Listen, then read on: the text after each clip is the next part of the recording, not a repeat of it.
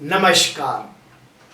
मैं वसंत रावल ज्योतिष विद्या ज्ञान चैनल के अंदर आज मैं आपको बताने आया हूं, राहु छठवें भाव में बैठा हो तो कैसा फल देता है।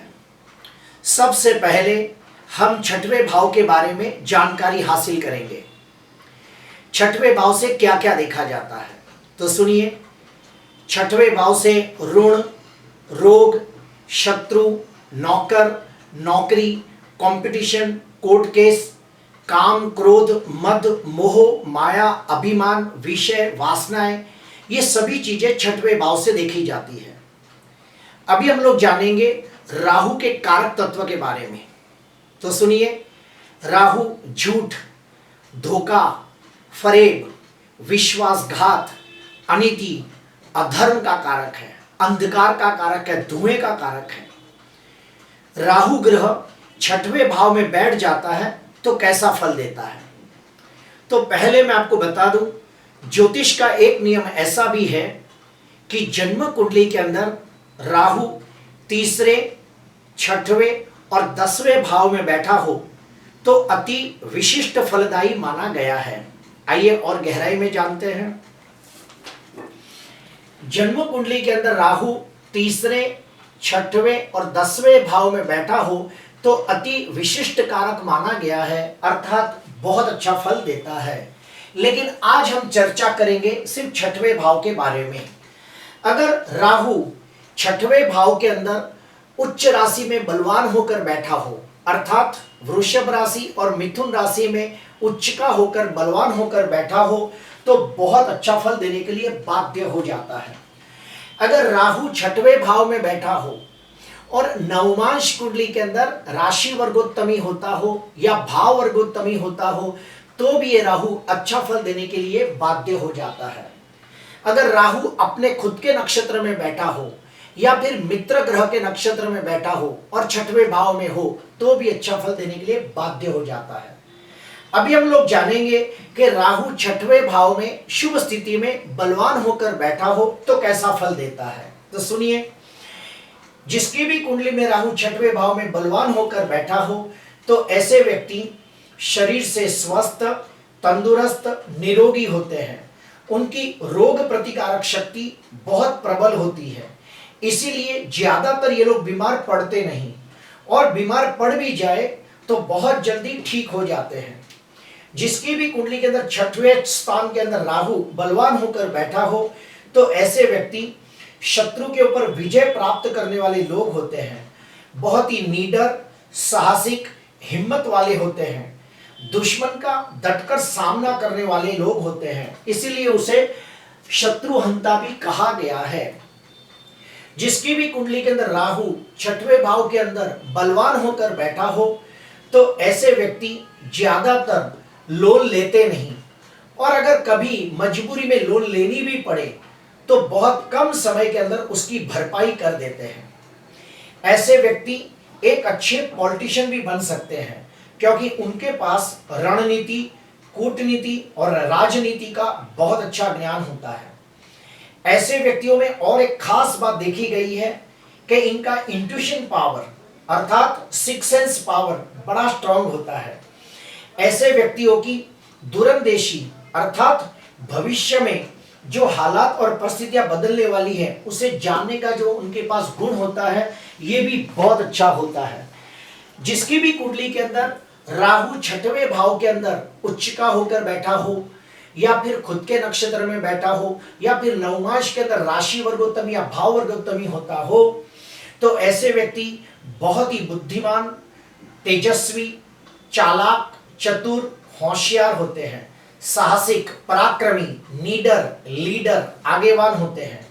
ऐसे व्यक्तियों में और एक खास बात देखी गई है कि जो काम करने से लोग डरते हैं वैसा काम ये लोग बड़ी आसानी से अपने दमखम पर कर लेते हैं। राहु की वक्री 5वीं दृष्टि धन स्थान पर पड़ती है तो ऐसे व्यक्ति 40 साल के बाद धनवान, यशवान, कीर्तिवान होते हैं। राहु की 7वीं दृष्टि 12वें स्थान पर पड़ती है तो ऐसे व्यक्ति को जन्म स्थान से दूर यानी कि विदेश जाने से बहुत लाभ होता है, यह भी देखा गया है। राहु छठवें भाव में वृषभ राशि में या मिथुन राशि में उच्च का होकर बैठा हो तो ऐसे व्यक्ति ज्योतिष शास्त्र, वास्तु शास्त्र, रत्न शास्त्र, तंत्र, मंत्र, यंत्र जैसे गुण शास्त्रों में रुझान होता है, यानी कि रुचि लेते हैं।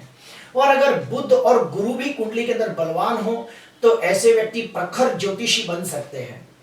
ऐसे व्यक्ति चाहे तो एक अच्छे जासूस बन सकते हैं, शेयर ब्रोकर बन सकते हैं, खुफिया एजेंट जैसे कि रो एजेंट होते हैं बन सकते हैं।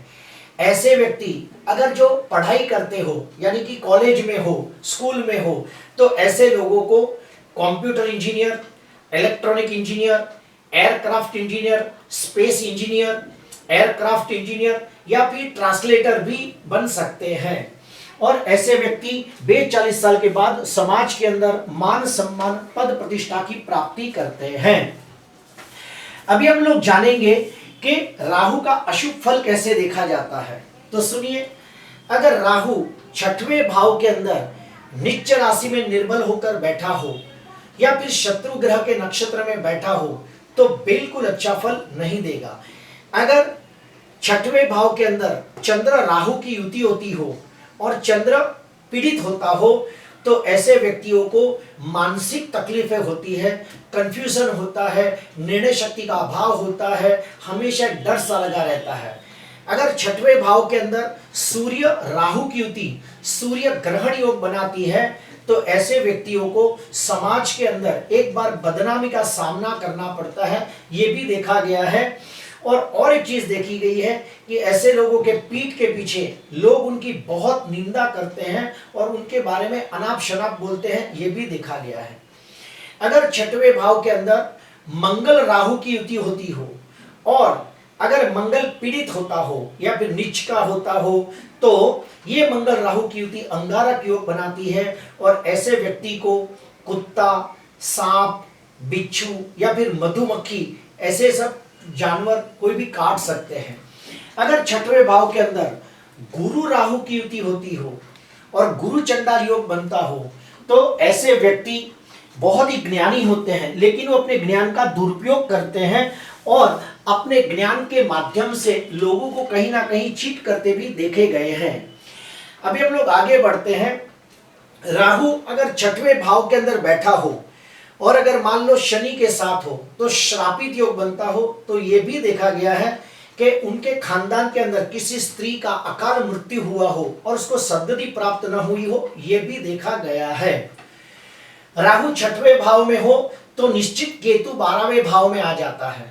अगर केतु 12वें भाव में बैठा हो तो ऐसे व्यक्ति हमेशा मोक्ष के लिए प्रयत्नशील रहते हैं, यानी कि धर्म और आध्यात्म की तरफ झुकाव करते भी देखे गए हैं। जिसकी भी कुंडली के अंदर राहु छठवें भाव के अंदर नीच का हो, पाप ग्रहों से दृष्ट हो, शत्रु नक्षत्र में बैठा हो तो ऐसे व्यक्तियों को बुरी आदतें बहुत आसानी से लग जाती है, जैसे कि बीड़ी, सिगरेट, तंबाकू, दारू, गुटखा, भांग, चरस, गांजा, ऐसी सब बुरी आदत आसानी से लग जाती है। ऐसे व्यक्तियों को कायदा कानून, कोर्ट कचहरी से भी कष्ट होने की संभावना बढ़ जाती है। ऐसे व्यक्तियों को अपने करीबी लोगों से धोखे मिलते हैं, विश्वासघात मिलते हैं, यह भी देखा गया है। और ऐसे व्यक्ति 42 साल के बाद हमेशा कोई ना कोई हेल्थ प्रॉब्लम में पीड़ित भी देखे गए हैं। अभी हम लोग देखेंगे कि अगर राहु पीड़ित होता हो तो उसे बल प्रदान करने के लिए कौन से उपाय करें। तो सुनिए, पहला उपाय ओम ह्रीम राहुवे नमः, ओम ह्रीम राहुवे नमः, ये मंत्र का रोज 108 जाप करें। बुधवार, शनिवार या फिर अमावस्या के दिन किसी विद्वान कर्मकांडी ब्राह्मण को बुलाकर घर में राहु ग्रह की शांति करें। अमावस्या के दिन काले तिल और गुड़ काली गाय को खिलाएं, दुर्गा सप्तशती का पाठ करें और शिव मंदिर में जाकर रुद्राभिषेक करने के बाद वहां पे जो भिखारी है उनको भरपेट खाना खिलाए तो राहु प्रसन्न होता है। प्रिय दर्शकों, आज के लिए बस इतना ही। आपको अच्छा लगा हो तो जरूर लाइक करना, सब्सक्राइब करना। नमस्कार।